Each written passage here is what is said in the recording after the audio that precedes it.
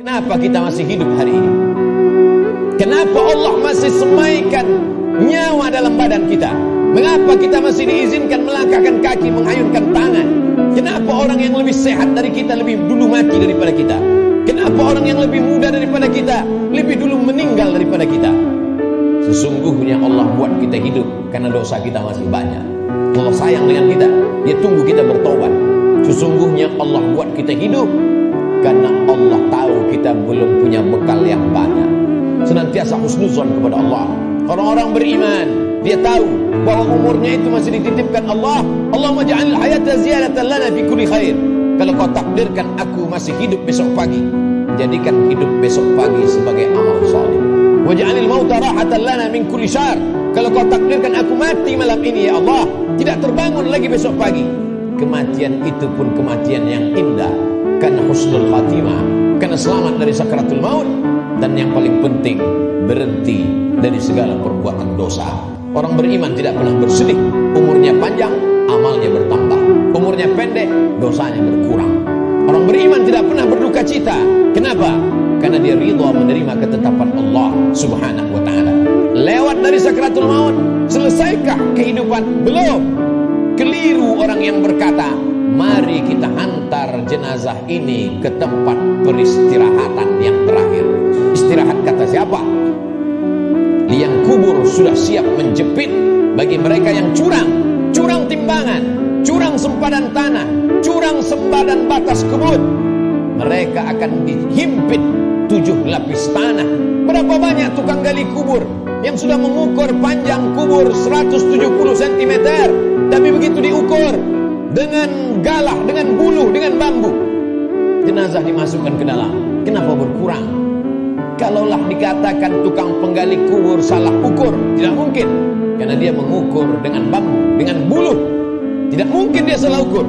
Jadi apa sebenarnya yang terjadi? Maka liang lahat sudah siap-siap menjepit, meremukkan tulang belulang, meluluhlantakkan jenazah yang mati menghadap Allah Subhanahu wa ta'ala. Ujian kedua yang akan dihadapi adalah azab kubur.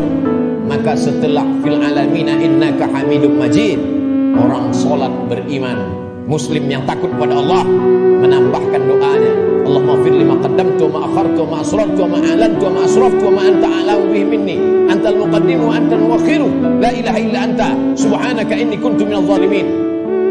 Sebelum salam dia tambahkan 4, Allahumma inni a'udzubika min azabi jahannam wa min azabil qabri wa min fitnatil mahya wal mamat wa min syarri fitnatil masihid dajjal. Dia minta selamat dari azab kubur.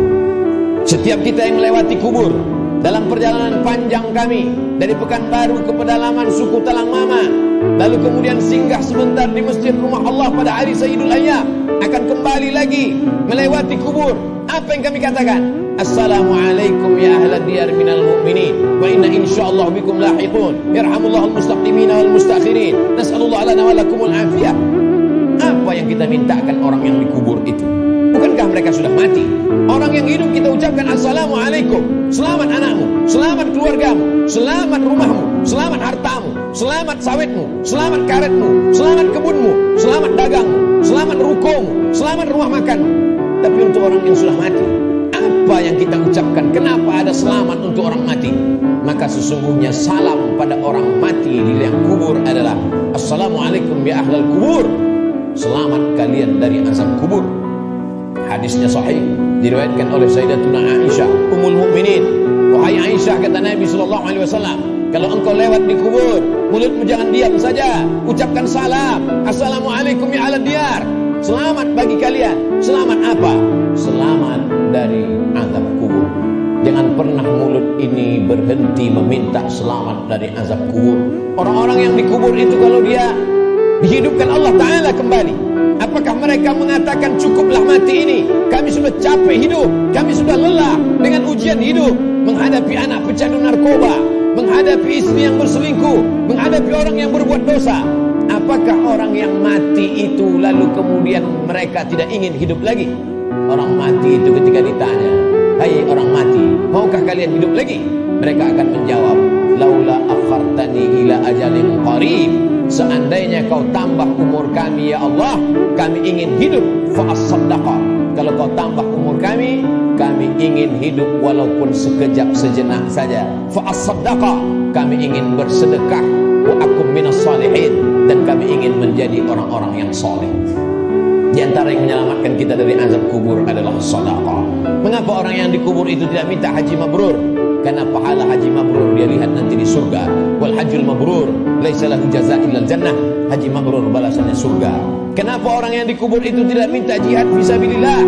Karena memang tak semua orang punya kesempatan, tapi ada orang-orang yang bersedekah, orang-orang yang mampu mewakafkan tanahnya, berikan tanah. Masjid sudah berdiri, buatkan kelas untuk sekolah tahfiz Quran. Bagi yang tidak sanggup berwakaf tanah, berikan sedekah. 2-3 sak semen, batu kerikil, pasir, batu bata, besi, itu semua akan menolong. Sampai hari kiamat, selama masjid ini masih ada orang sholat berjamaah, masih ada orang lagi membaca zikir, tasbih, tahmid, takbir, tahlil, mengalir lapang alam kubur, terang benderang alam barzah. Orang yang meninggal itu hidungnya ditempelkan ke dinding liang lahat. Bagi orang yang meninggal dunia tidak dimasukkan ke dalam keranda, maka jenazahnya ditempelkan, hidungnya menempel ke liang lahat. Cobalah kita berbaring, tempelkan hidung ke dinding. Berapakah jarak antara mata kita ke dinding? Begitulah jarak kita dekatnya dengan dinding. Pandang ke depan, pandang ke belakang, pandang ke atas, pandang ke bawah, tak ada yang bisa dipandang. Gelap gulita, tempat yang paling gelap, tempat yang paling sepi, tempat yang paling sunyi. Apa yang sudah kita persiapkan? Berapa banyak orang mempersiapkan hidup untuk kehidupan setelah pensiun? Berapa banyak orang mempersiapkan hidup setelah hidupnya tenang, dia akan siapkan untuk anaknya. Setelah anaknya tenang, dia siapkan untuk cucunya. Setelah cucunya tenang, dia siapkan lagi untuk generasi sampai hari kiamat. Tapi dia tak pernah berpikir berapa lama dia akan berada di alam barzah, berapa lama dia akan berada di alam kubur. Orang yang meninggal tahun 1000, hari ini sudah 2021, berarti 1021 tahun dia sudah berada di alam kubur. Orang pensiun umur 58, 56, maka dia hanya mempersiapkan 63 tahun, 5 tahun, 4 tahun, 7 tahun. Kalaupun berlebih 10 tahun, apa yang sudah dia persiapkan untuk berada di alam kubur? Rumah yang besar akan tinggal, kebun yang luas akan tinggal, kendaraan yang mahal akan tinggal, diambil oleh ahli waris, mereka bagi-bagikan. Kalau mereka soleh, mereka akan mengundang anak yatim, fakir miskin bersedekah. Mereka bayarkan sekolah anak yatim, anak du'afa tidak mampu. Tapi kalau tidak, maka apa yang sudah kita sedekahkan, itu saja yang akan kita bawa menghadap Allah Subhanahu wa ta'ala. Sampai akhirnya datanglah hari kiamat, diledakkan lautan naik ke darat. Idza sama'un fatarat, langit terbelah. Wa idzal kawakibun tasarat, planet-planet bertabrakan. Wa idzal biharu fujirat, lautan meledak naik ke darat. Wa idzal quburu bu'thirat, semua yang dikubur dibangkitkan. Alimat nafsum ma qaddamat wa akhar. Ketika itulah baru orang semua sadar bahwa hidup hanya mimpi. Mimpi jadi orang kaya, mimpi jadi penguasa, mimpi jadi orang yang dihormati dan dimuliakan, mimpi menjadi ustadz dan ulama. Yang kekal abadi hanyalah amal-amal soleh semata. Saat itulah dia akan menghadap Allah Subhanahu wa ta'ala. Isma syi'ta, hidup sesuka hatimu, fa innaka mayyit, karena sesungguhnya kau akan menjadi mayat. Sampai masanya ditiupkan sangkakala, manusia berada di alam barzah. Setelah itu dia berdiri di padang mahsyar. Saat itu tidak ada siapapun yang bisa menolong. Yauma yafirrul mar'u min akhihi, saudara kandung pun akan lari dari saudaranya. Wa ummihi wa abihi, ibu akan lari dari anaknya, anak lari dari ibu kandungnya. Wa sahibatihi wa bani, suami akan lari dari istri, istri melarikan diri dari suami. Anak-anak tak bisa menolong ayah, ibu tak bisa menolong anak. Likulli imri'in minhum yawma idzin sya'nun yughni, setiap orang hanya akan mementingkan dirinya sendiri. Apa yang kita tanam hari ini, itulah yang akan kita tuai. Tangan mencincang, bahu memikul.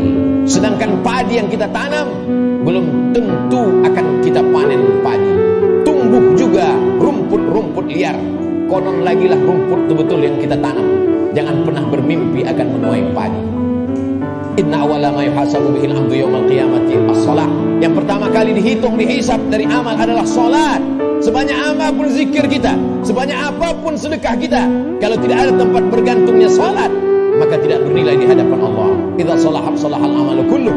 Kalau salatmu baik, maka baiklah amalmu. Wa idza fasadat fasadal amalu kulluh. Kalau salatmu rusak, maka rusaklah seluruh amalmu. As-salatu ibaduddin. Salat adalah tiang agama. Hari ini masih ada anak-anak muda yang salat ke masjid, nikmat besar bagi orang tuanya. Tapi ada orang tua yang tak salat, musibah besar bagi umat. Salat menjadi salah satu pesan Nabi sebelum dia meninggal. As-salah, as-salah. Salat, pesan Abu Bakar ketika pertama kali menjadi khalifah. Qumu ila salatikum yarhamkumullah. Yang salat mati, yang tak salat pun mati. Orang Islam tetap ada fardu kifayah untuk melaksanakan salat jenazah. Isma syi'ta, hidup sesuka hatimu, fa innaka mayyit, karena sesungguhnya kau akan menjadi mayat.